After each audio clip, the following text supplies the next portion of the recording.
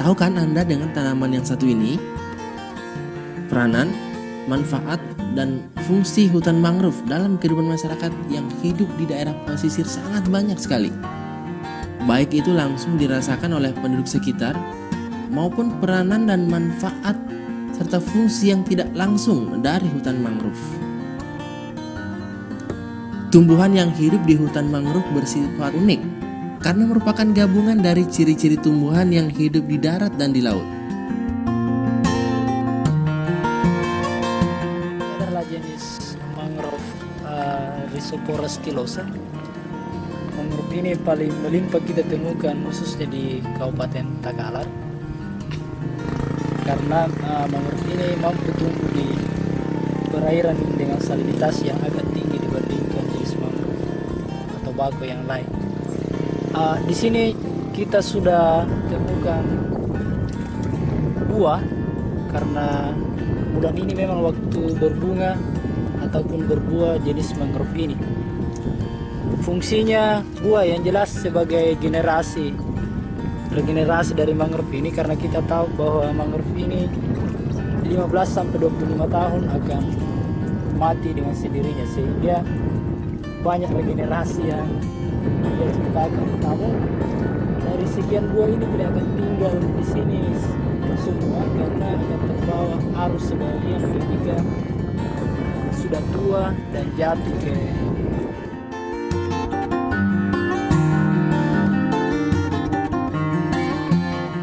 Beberapa berpendapat bahwa sebenarnya mangrove hanya berperan dalam menangkap, menyimpan, mempertahankan, dan mengumpulkan benda dan partikel endapan dengan struktur akarnya yang lebat, sehingga lebih suka menyebutkan peran mangrove sebagai seroline stabilizer daripada sebagai island initiator atau sebagai pembentuk pulau. Dalam proses ini, yang terjadi adalah tanah di sekitar pohon mangrove menjadi lebih stabil dengan adanya mangrove tersebut.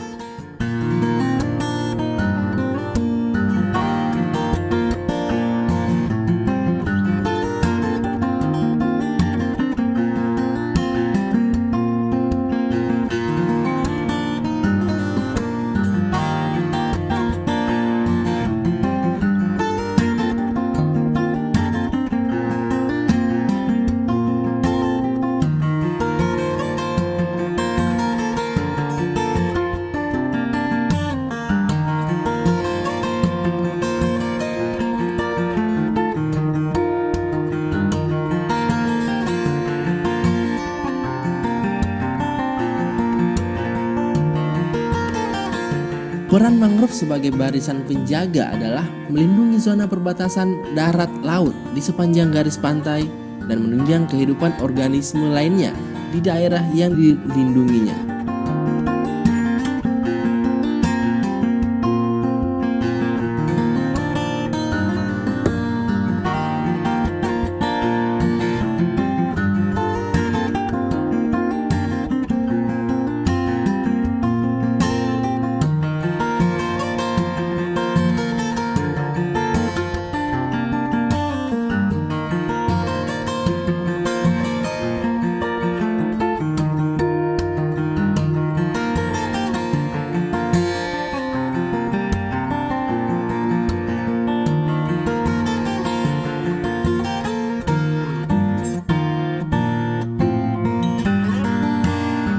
Hampir semua pulau di daerah tropis ini memiliki pohon mangrove. Beberapa terakhir ini mangrove atau dikenal dengan bakau mulai mengalami degradasi atau penurunan, di mana banyaknya yang memanfaatkan mangrove seperti membuat hiasan dan dijadikan sebagai arang.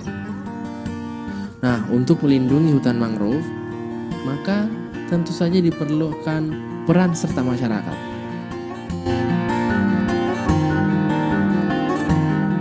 Bibit mangrove yang ditanam oleh masyarakat. Bibit ini sudah berumur sekitar 4 bulan dan sudah pas untuk dipindahkan ke tempat lain untuk dibesarkan. Akan tetapi karena ini kayaknya pesanan sehingga belum diangkut, karena ini masyarakat yang tanam lalu kemudian ada pembelinya yang datang suatu saat. masyarakat dibayar antara 750 sampai 1.000 rupiah per batu. Mau dikirim kemana? Tidak mesti, tergantung pesanan. Biasa yang pesan dari mana? Biasanya pesan dari kehutanan atau dari perikanan, dan biasanya ditanam juga di sekitar sini dan dibawa keluar juga sebagian, entah ke Sinjai atau ke tempat-tempat lain yang kita melakukan rehabilitasi.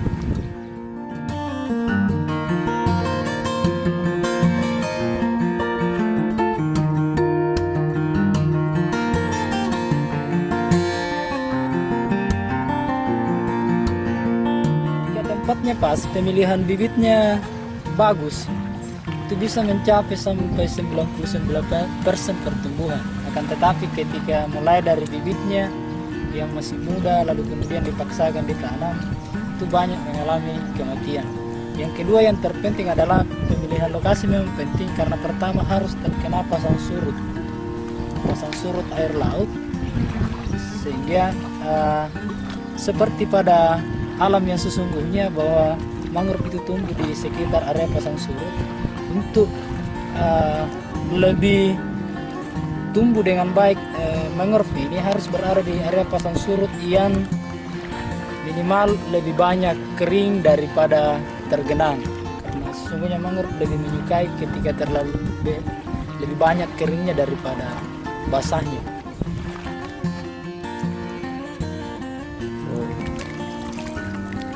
Ini adalah contoh bibit yang mati dan sudah bisa dipastikan dari ciri-ciri fisiknya bahwa bibit ini masih muda sehingga dipaksakan ditanam.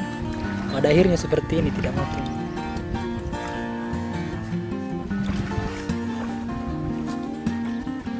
Jadi harus memang memilih bibit yang betul-betul sudah. Harus pemilihan bibitnya betul-betul sudah tua. Karena kalau masih muda walaupun tumbuh itu rentan terkena penyakit juga. Kita menuju ke area penanaman, melihat seperti apa pertumbuhannya. Kira-kira sekitar berapa persen keberhasilan itu dan berapa persen yang tidak berhasil.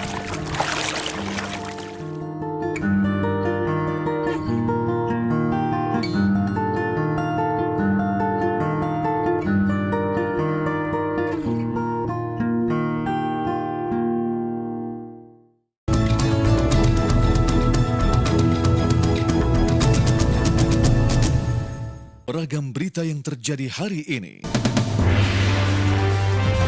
Menurut saya bukan menyerah. Sudah ada satu komitmen kami sama Bapak Ridhoso, Kepala BIN. Reportase langsung dari lokasi kejadian. Pemerintah semakin agresif dalam kebijakan pengelolaan bahan bakar minyak atau BBM. Angkutan umum harus berbadan hukum dan memiliki izin sebagai angkutan umum. Saksikan kabar siang. TV One memang beda. Yang terbaik berkalung medali. Yang teratas mengangkat trofi. Yang terkuat menyandang sabuk juara. Yang terhebat di podium mengibarkan bendera. Saksikan dalam Kabar Arena di TV One memang beda. Dinamika dunia sepak bola selalu berubah dari waktu ke waktu. Kesiapan tim, kondisi fisik, maupun faktor non-teknis mempengaruhi performa dan hasil akhir laga. Saksikan analisa komprehensif dunia sepak bola dalam Soccer One di TV One memang beda. Beliau itu tidak mau buru-buru hanya karena kita cepat-cepat dapat uang seperti itu. Tapi uang itu memang benar-benar dapat dipertanggungjawabkan. Mangan apa? Kuntang runtung nganggur terus. Tapi nak tanah ya, kena mbok turun-turun. Aku duwe hak nolak lingkunganku dirusak. Aku duwe hak urip. Bumi dan manusia, TV One memang beda.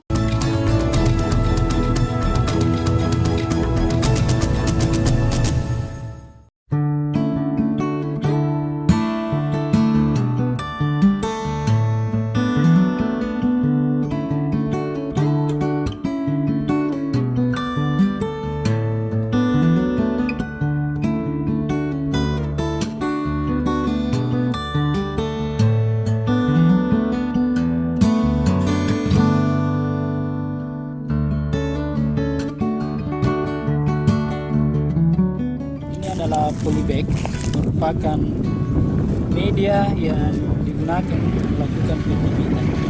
Sebelum warga melakukan pembibitan, dia terlebih dahulu mengisi polybag ini dengan pasir, lalu kemudian dibawa ke air untuk direndam sementara, lalu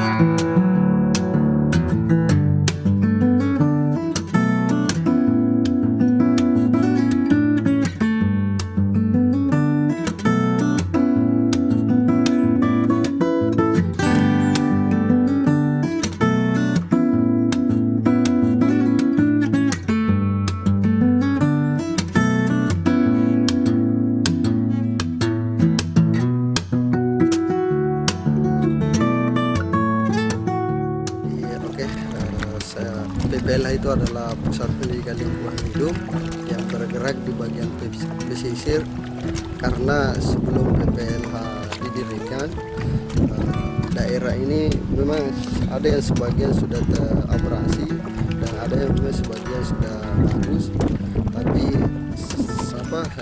semakin hari semakin terpilih itu kita punya program, yaitu program rehabilitasi atau konservasi. Jadi kita ini adalah tambak yang sudah terkikis, tapi setelah PPLH ganti rugi kita membuat seperti ini, buat yang bagus dari sini. Setelah ini kita coba ada yang ditanam dan ada juga yang tanam sendiri. Tapi kalau yang di sebelah sini yang ini memang betul-betul murni kita tanam 100%. Kita mempunyai daerah yang terkikis, ya kita. Jadi untuk mangrove sendiri bukan hanya sebagai abrasi, tapi dia juga bisa berfungsi sebagai tempat berkembang biaknya ikan, terus terang. Otomatis kalau mangrove bagus, otomatis ikan itu akan datang sendiri. Apakah dia datang sebelum bertelur, atau dia datang mencari makan sendiri.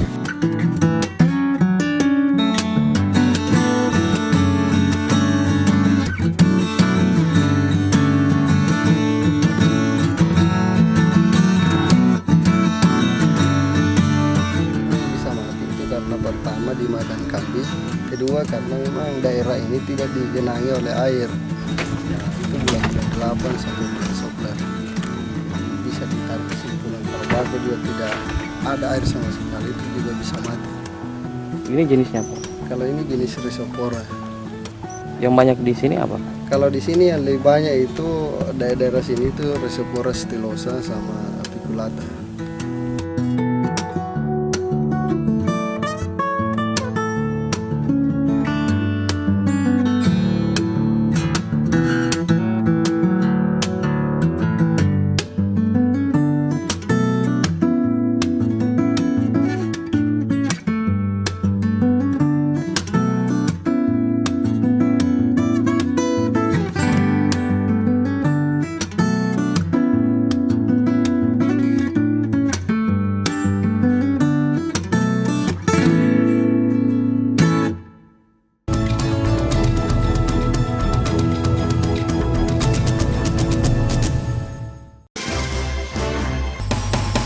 Selama kemerdekaan bangsa Palestina belum diserahkan pada orang-orang Palestina, maka lama itulah bangsa Indonesia berdiri menantang penjajahan Israel. Kelompok Kurdi dilaporkan kerap menyerang sejumlah infrastruktur sebagai bentuk protes terhadap pemerintah Turki.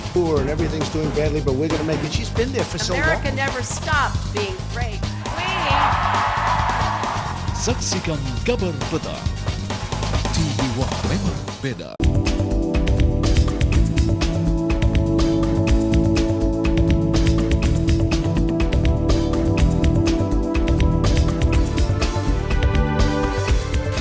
Ayam kalau dimasak itu benar-benar harus sampai matang di dalamnya, karena kalau enggak itu dia bisa mengandung ada bakteri. Hai, selamat pagi pemirsa Sport One. Saya Ratu Anandita akan menemani Anda dalam Fit, Fresh, and Fun. Di TV One memang beda. Yang terbaik berkalung medali. Yang teratas mengangkat trofi. Yang terkuat menyandang sabuk juara. Yang terhebat di podium mengibarkan bendera. Saksikan dalam Kabar Arena di TV One memang beda.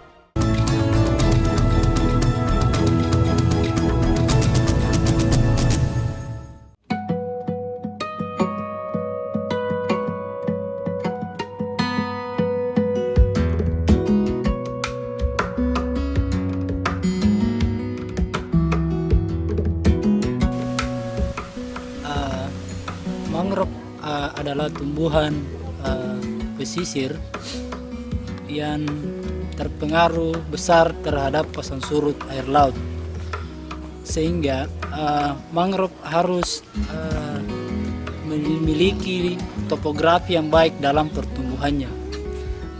Ini penting karena ketika ini tidak diperhatikan, maka mangrove itu tidak akan tumbuh dengan baik. Kemudian keberadaan mangrove selama ini hanya dipahami oleh sebagian besar orang sebagai penahan abrasi. Padahal kalau kita tinjau dari banyak sisi, mangrove memiliki banyak manfaat yang luar biasa. Kalau saya bisa jelaskan mulai dari sisi fisik, bahwa mangrove berfungsi sebagai peredam badai dan memang sebagai penahan abrasi. Lalu kemudian dari sisi yang lain, kalau kita bicara sisi kimianya, bahwa ternyata menurut penelitian CIFOR pada tahun 2010 mengungkapkan bahwa keberadaan hutan mangrove itu memiliki 10% kekuatan menyerap karbon dibandingkan tanaman darat lainnya. Kemudian selanjutnya dari sisi kimia bahwa mangrove bisa menyediakan serasa bagi substrat yang ada di sekitarnya, dan selanjutnya mangrove bisa memfilter intrusi air laut dari laut menuju darat, sehingga mangrove yang memiliki darat yang memiliki mangrove yang banyak kemungkinan besar terlindung dari intrusi air laut.